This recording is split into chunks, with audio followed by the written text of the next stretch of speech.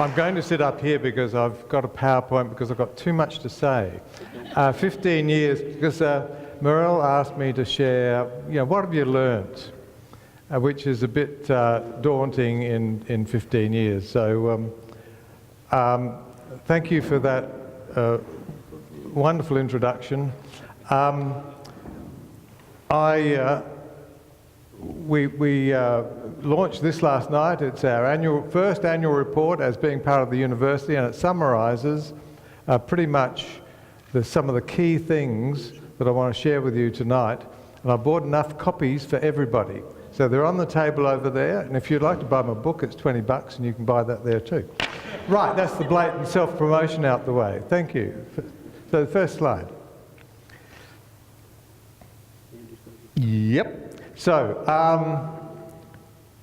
Oasis was first started in 2008, and this year we've formulated our vision around this statement. You'll see there are two parts to it. One is the hospitality, the openness, and the inclusiveness of everybody. And the second part is that the university is quite intent that we want to work on interfaith to build relationships between different groups. Next slide. That's the former slide, so we'll try this one. Okay, so here are some of the steps we've been through over the 15 years. The first was recognising diversity. We can all recognise diversity. We can be polite with each other, but we can never necessarily interact with each other. So we can have a multi-faith chaplaincy, but all be polite, but nothing really happens between us. So multi means many. So the first step was, first of all, we recognise that others have an equal right to their place at the table. Next. The next step really came from Diana Eck in Harvard University Pluralism Project, when she identifies pluralism as being that energy and that achievement of bringing relations between people of difference. And that's what we want to be doing at Flinders University, and we're just beginning this journey. So, next please. The third step is that we had to recognise that religion and culture are tightly intertwined. I had a lunch with the chairman of the Multicultural SA, Hugh Van Lee, once in Parliament House to talk to him about these issues, and he basically said, look, we've got religion covered in culture, in intercultural work that we do here in the government. I don't agree with him about that.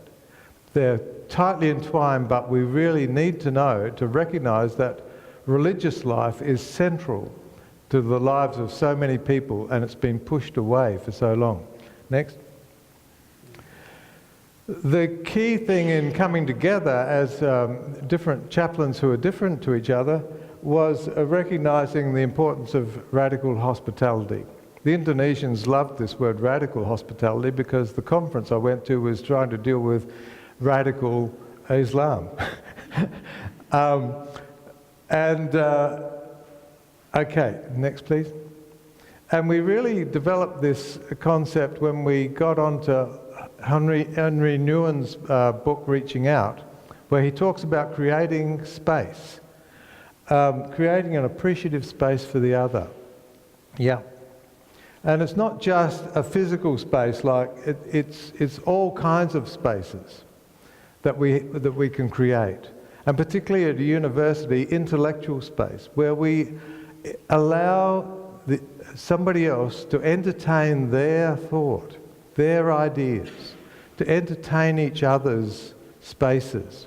That is what we're talking about with this hospitality. And it's the way to go to deal with pluralism, we think.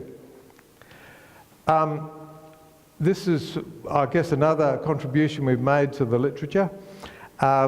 And it is that when we come together as chaplains of difference, we share a meal together every week. It's Wednesday at 12 o'clock every week. But we all maintain our identity. But it's in the overlap, it's in the sharing of what we have in common that we find our mission in the university. Yep. Food and the arts. No meeting without food. Should be a law about that. Right? I could say a lot about that to see how it works dynamically, how that actually works. It's quite amazing. Next. The other sort of discovery we made that we weren't to run programs. We run programs so we can feel good about ourselves. But we were simply there to be hosts, to offer this hospitality, this space for students or staff or whoever we were dealing with. And then there's Maureen sitting back there, Maureen Howland, and we were having lunch one day and we started talking about stuff, and she said, you know, we're a listening post, and we had a whiteboard, so I wrote up listening, and by the end of the hour of lunch, we'd basically come up with this schema, which is breaking hospitality down into components and skills, and this is now becoming our training base. So this is how our volunteers and the Oasis team can engage with somebody to unpack all of that, and that's what we're offering when we talk about hospitality within the university to students. Yep.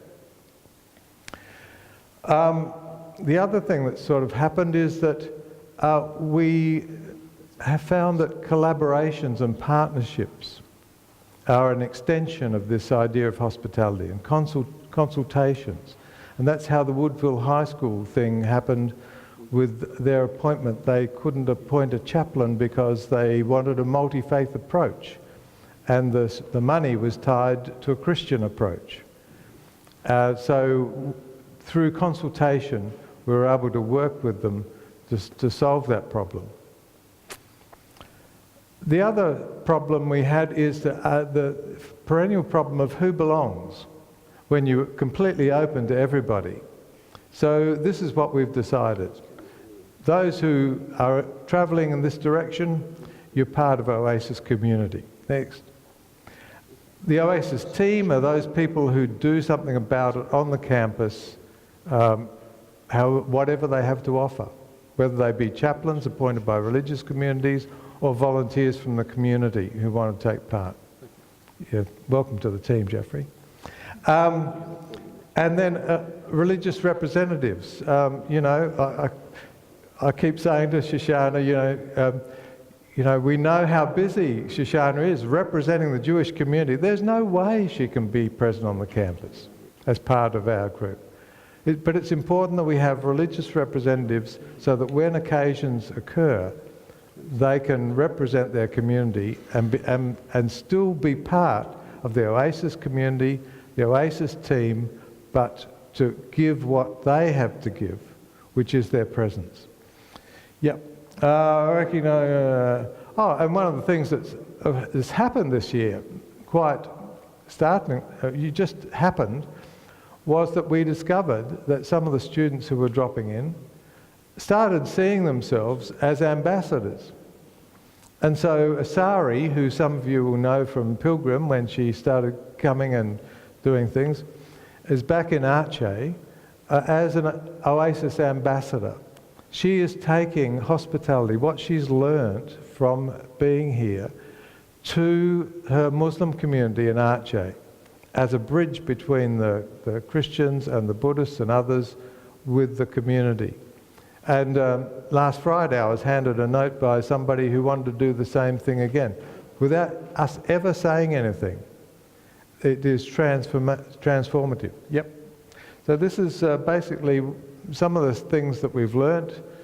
I could say a lot more about all of them, but if you want to take one of these with you, there's more detail in it and some lovely pics.